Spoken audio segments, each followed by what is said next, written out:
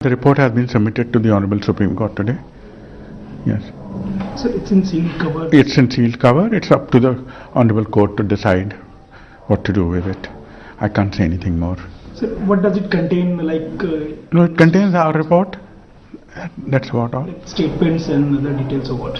Yeah, whatever is there, but I can't say anything more. It contains our report and conclusions. If you go by the track record of the past, obviously there is not much expectation that I have because more often than not one has seen that in such kind of cases when very, very high profile people who have so much to lose are the ones who are being investigated, not much comes out of those investigations.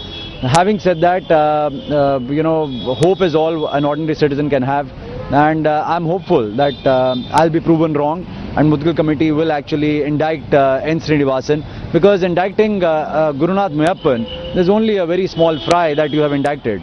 If you really want to go the whole hog, then obviously there has to be evidence which has to be collated and collected, and I don't think there is not enough evidence out there against Srinivasan. The idea is whether that evidence will ever be unearthed and brought before the public.